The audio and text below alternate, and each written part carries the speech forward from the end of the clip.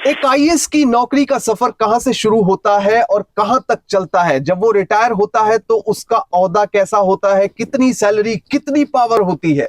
क्या जितना बड़ा डीएम का बंगला होता है उतना बड़ा बंगला या उससे ज्यादा बड़ा बंगला मिलता है डीएम रहने के 10 साल बाद, 15 साल बाद? ये सबसे बड़ा क्वेश्चन रहता है। और आईएएस में आपको एक मिलेगी फील्ड पोस्टिंग, एक मिलेगी ऑफिस की पोस्टिंग। ऑफिस की पोस्टिंग में आप ऑफिस आएंगे 9:30 बजे और अपना काम करेंगे शाम तक और फिर घर चले जाएंगे। मगर फील्ड पोस्टिंग में आपको काम बहुत ज्यादा होता है, मीटिंग्स पे मीटिंग्स, उसके बाद वीआईपी विजिट और भी कई तरह के काम। फील्ड में आपको जाना है, गांव में प्रॉब्लम्स लोगों की सुननी है, तो बहुत ज्यादा काम है। रिटायरमेंट के बाद जितना ग्लैमर हमें लगता है कि आईएएस की नौकरी में होता है, इतने हजार करोड़ कोई अधिकारी कमा लेता है, वो सच नहीं है। रिटायरमेंट के बाद एक छोटे से फ्लैट में या एक आम घर में ही एक आईएएस अधिकारी अपनी लाइफ गुजारता है। जय हिंद दोस्तों, हर व्यक्ति का सपना है और हर एस्पायरेंट का सपना है कि आईएएस ऑफिसर कैसे बना जाए। और खास तौर पर आईएएस ऑफिसर से ये सवाल आमतौर पर पूछा जाता है कि आप डीएम कब बनोगे, आप एडीएम कब बनोगे, आप एसडीएम कहां पर हो। तो ये सवाल बड़ा नॉर्मल सा है, मगर आज मैं आपको वो बातें बताऊंगा जो कि नॉर्मल सोसाइटी में आप लोगों को भी नहीं पता होगी। क्या एक आईएएस अधिकारी सिर्फ डीएम, एसडीएम या एडीएम ही बनता है? क्या इसके अलावा और पोस्टिंग्स होती हैं? इतने बड़े स्तर पर पूरे देश भर में भर्ती होती है, पर क्या सिर्फ आईएएस अधिकारी एडीएम या इसी चैनल पर चलते हैं या फिर इसके अलावा भी आईएएस अधिकारियों के चैनल होते हैं? जवाब है जी हाँ, होते हैं। आईएएस अधिकारी सिर्फ एसडीएम, एडीएम या डीएम सिर्फ कुछ टाइम के लिए फील्ड पोस्टिंग्स में रहते हैं। उसके बाद जब वो सीनियर अधिकारी बन जाते हैं, एक टाइम पैटर्न होता है। जब वो सीनियर अधिकारी बने तो उसके बाद सेंट्रल गवर्नमेंट में या स्टेट गवर्नमेंट में ऑफिस की, दफ्तर के अंदर पोस्टिंग्स मिलती हैं। उसमें एक तो पहली बात ये होती है कि इतना ज्यादा तामझाम नहीं होता है। जो डीएम के पास जितना पावर्स होती हैं, जितनी शक्तियां होती हैं, जितनी सुरक्षा होती है, जितना अमला होता है, जितना बड़ा घर होता है, इतना बड़ा घर नहीं मिलता है, पर पोस्ट बड़ी होती है। देखिए, सबके पास एक इंप्रेशन है कि एक आईएएस अधिकारी अगर स्टार्टिंग में जो एसडीएम लगता है, जब उसके पास इतना बड़ा बंगला, एक गाड़ी, इतना पैसा, सिक्योरिटी, सब कुछ होता है, तो जब वो सीनियर बनेगा 20 साल की नौकरी के बाद, 30 साल की नौकरी के बाद उसका स्टेटस क्या होगा? अनडाउटेडली सर्विस के हिसाब से वो बहुत सीनियर अधिकारी होगा, मगर उसका स्टेटस एक डीएम जैसा नहीं हो सकता, क्योंकि डीएम के पास एक्सक्लूसिवली बहुत ही अलग तरह की पावर्स होती हैं।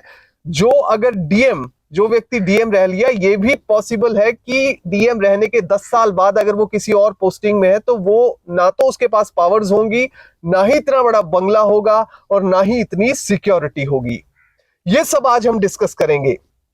सबसे पहले, जब आईएएस अफसर की ट्रेनिंग होती है, उसके बाद उसको पहली पोस्टिंग मिलती है as SDM, sub divisional magistrate, जो कि एक जिले का भी सब डिवीजन होता है। देखिए, आईएएस का जो पूरा पैटर्न चलता है वो कुछ इस तरह से चलता है। पहले एसडीएम, फिर एडीएम, फिर डीएम, डिस्ट्रिक्ट मजिस्ट्रेट, जो पूरे जिले का मालिक होता है। फिर उसके बाद डिविजनल मजिस्ट्रेट। डिविजनल मजिस्ट्रेट के पास 3, 4, 5 जिले वो उनके अंडर आते हैं, यानी कि 3-4 जिलों के डीएम उनको रिपोर्ट करते हैं। जितने भी जिले उस डिवीजन के अंदर आएंगे तो वो उनको रिपोर्ट करते हैं। तो कुछ इस तरह से ये सिस्टम चलता है। एसडीएम तो देखिए, आईएएस ऑफिसर पहले दिन से ही, जैसे ही वो फील्ड में जाएगा तो पहले दिन से ही वो एसडीएम बन जाता है। उसके बाद जैसे प्रोबेशन खत्म हुआ, उसके 2 साल और होते हैं, यानी कि ज्वाइनिंग के ठीक 4 साल बाद वो एडीएम बन जाता है। एडीएम यानी डिस्ट्रिक्ट मजिस्ट्रेट के बाद दूसरे नंबर पर। उसके बाद तकरीबन 5-6 साल में एक आईएएस अधिकारी डीएम बन जाता है। 7 साल भी लग जाते हैं, मोटे तौर पर 7 से 8 साल लगा लीजिए, तो वो डिस्ट्रिक्ट मजिस्ट्रेट बन जाता है। जैसे उत्तर प्रदेश में डिस्ट्रिक्ट मजिस्ट्रेट बोलते हैं जिला अधिकारी को, वहीं पंजाब में या हरियाणा में उसे डिस्ट्रिक्ट कमिश्नर बोलते हैं। डीसी या डीएम एक ही तरह की पोस्ट है। इसके बारे में मैं अलग से वीडियो बना दूंगा, ऐसा क्यों है, अलग अलग राज्यों में अलग अलग नाम से क्यों पुकारा जाता है, मगर पावर सेम है। मजिस्ट्रियल पावर्स आजकल नहीं दी जाती हैं, आजकल कलेक्टर की पावर्स है और भी कई तरह की पावर्स है। और एक और चीज आप समझ लीजिए कि अपने जिले में हर डिपार्टमेंट, चाहे वो एजुकेशन है, चाहे वो एग्रीकल्चर है, चाहे वो कोई और डिपार्टमेंट है, हर डिपार्टमेंट का हेड एक तरह से डीसी को माना जाएगा, डीएम को माना जाएगा। अगर डीएम को ये ऑर्डर कर देता है कि आपको इस जगह पर ड्यूटी देनी है, मान लो कि वो डिस्ट्रिक्ट एजुकेशन ऑफिसर को बोल देता है कि आपको कल यहां पहुंचना है और आपकी ड्यूटी अगले 10 दिन यही रहेगी, तो वो वही करेगा। इतनी पावर्स हैं डिप्टी कमिश्नर की या डिस्ट्रिक्ट मजिस्ट्रेट की। तो आप लगा लीजिए कि इतनी ज्यादा एक्सक्लूसिव पावर्स हैं कि जो आगे की नौकरी में आपको शायद नहीं मिल पाएंगी, एक आईएएस को नहीं मिल पाएंगी। अब नॉर्मली एक शेड्यूल जो है एक आईएएस अधिकारी का वो कैसा होता है, ये मैं आपको बताता हूं।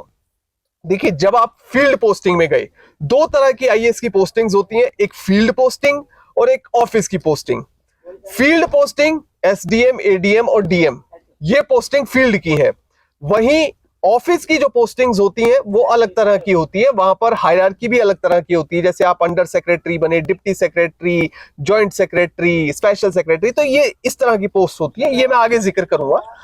मगर फिलहाल अगर आप एज एसडीएम ज्वाइन कर लेते हैं तो कैसा आपका साइकिल रहेगा, दिन कैसा निकलेगा, ये मैं आपसे डिस्कस करता हूं। देखिए, सबसे पहले आप सुबह उठेंगे, एक तो आप ये मत लगाइए कि आपकी 9 to 5 की नौकरी है, ये 10 से 5 या 9 से 6 इस तरह की नौकरी है ही नहीं।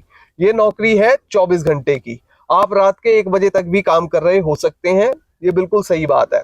पहली बात ये है कि अगर आप चलो नॉर्मल ऑर्डिनरी डेज भी लगा लीजिए, तो नॉर्मल डेज में क्या होता है, सुबह 9 साढ़े 9 बजे आपको ऑफिस पहुंचना होता है। आप ऑफिस पहुंचे, ऑफिस पहुंचने के बाद फिर आपकी पहली मीटिंग होगी, जिले के इन अफसरों के साथ मीटिंग है, फिर दूसरी मीटिंग मान लीजिए कि डॉक्टर्स के साथ है, तीसरी मीटिंग मान लीजिए कि एग्रीकल्चर डिपार्टमेंट के ऑफिसर्स के साथ है, चौथी मीटिंग मान लीजिए कि आपकी अलग अलग सरपंचों के साथ है, ग्राम प्रधानों के साथ है। उसके बाद लंच का टाइम हो गया, एसडीएम साहब लंच करेंगे, उसके बाद फिर अगली मीटिंग, फिर अगली मीटिंग, और शाम के लिए आपके पास 4-5 इनविटेशन आए होंगे कि मेरी शादी में आना है या फलाने फंक्शन में आना है, तो वो भी आप इग्नोर नहीं कर सकते क्योंकि आप एसडीएम, एडीएम या डीएम है उस जिले के। तो अगर आपको लोकल कनेक्शन बनाकर रखना है, एक टच बनाकर रखना है आम आदमी के साथ, एक अच्छे अधिकारी के तौर पर अपने आप को साबित करना है, तो लोकल लोगों से कनेक्शन जरूर बनाकर रखना होगा।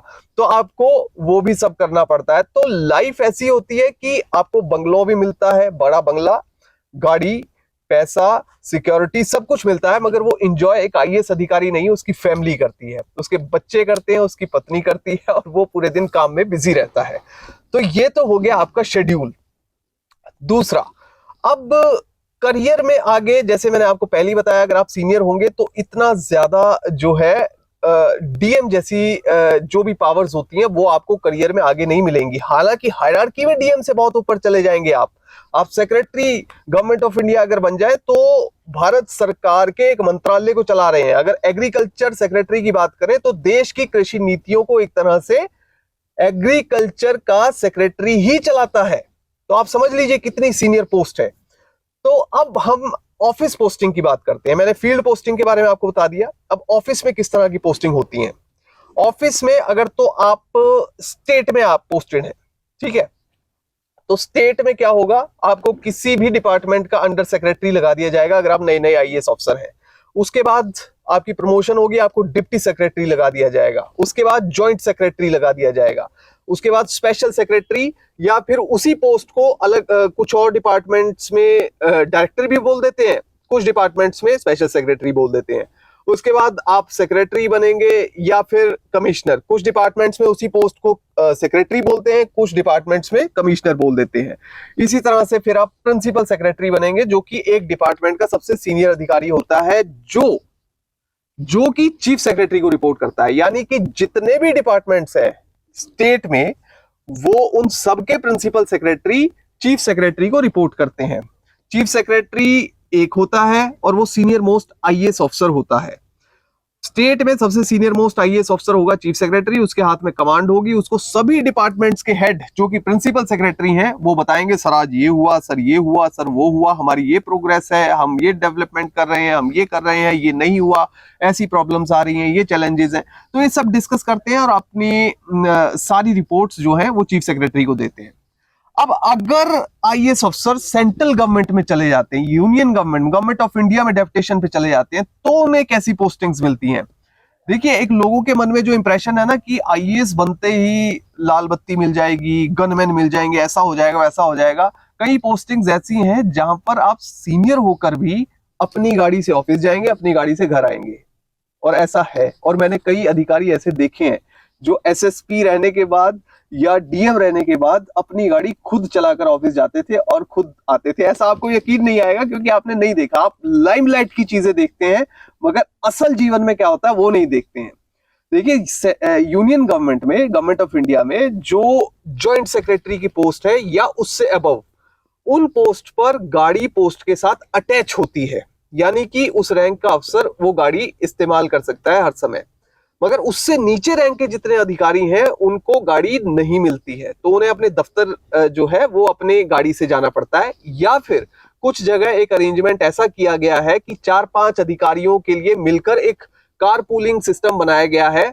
जैसे 5 अधिकारियों को एक गाड़ी लेकर आएगी तो स्टाफ कार उसे कह सकते हैं, तो उस तरह से जा सकते हैं। अगर आप आईएएस भी हैं तो भी आप उस कार में बैठकर स्टाफ कार की तरह उसमें जाएंगे और आएंगे।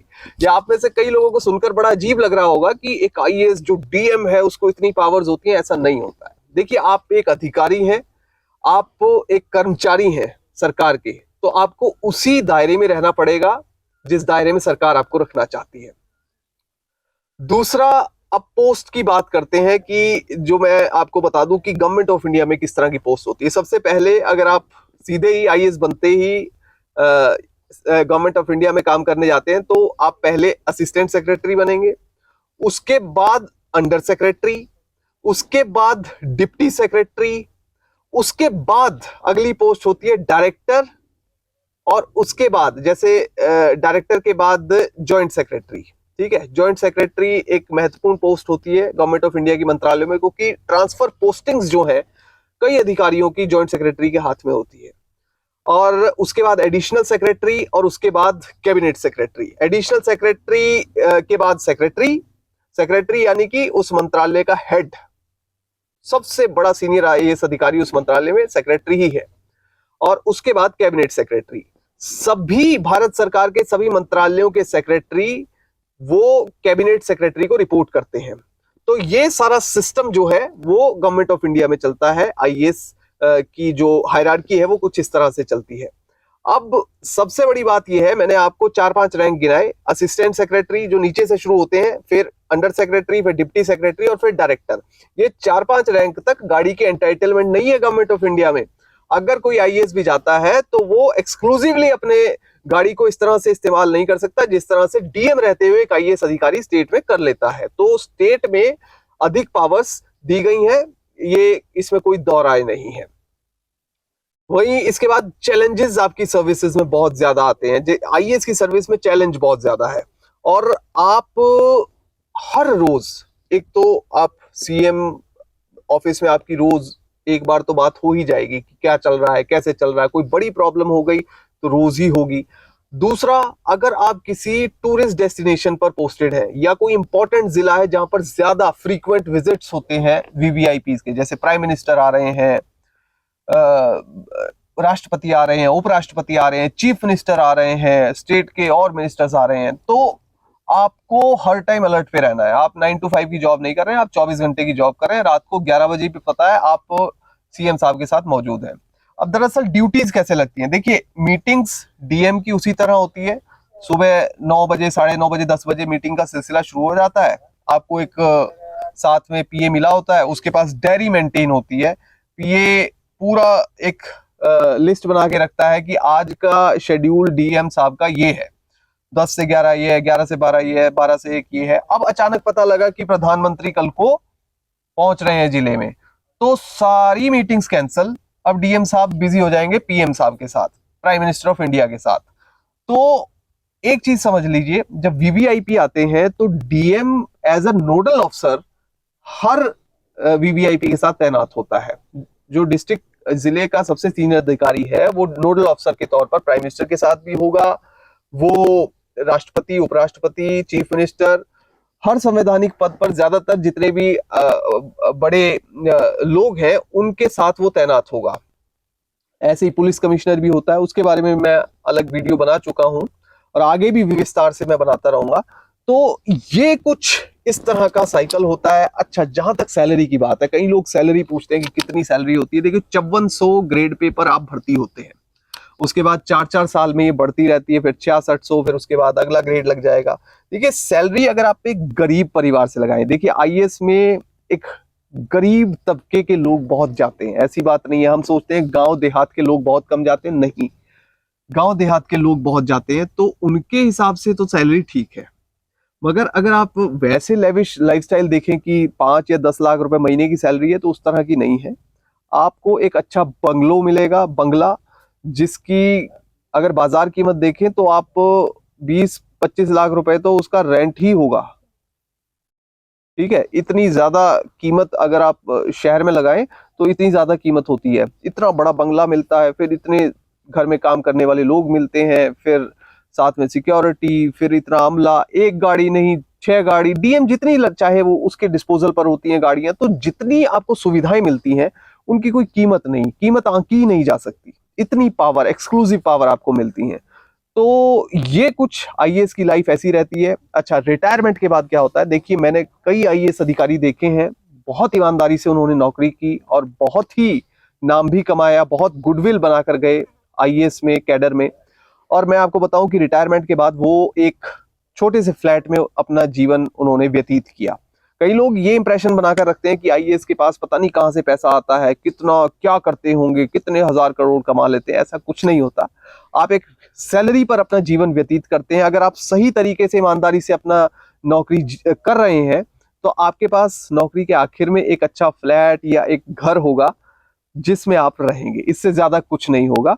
बाकी देखिए, गलत रास्ता कोई आदमी अख्तियार कर ले उसके बारे में मैं कुछ नहीं कह सकता, मगर ईमानदारी से नौकरी करना ये हर सिविल सर्वेंट का फर्ज भी है, कर्तव्य भी है, और उसकी कसम नौकरी में एंटर होते हुए हम खाते भी हैं। बाकी इस तरह की वीडियोस मैं आपके लिए आगे भी बनाता रहूंगा। फिलहाल के लिए इजाजत दीजिए। जय हिंद।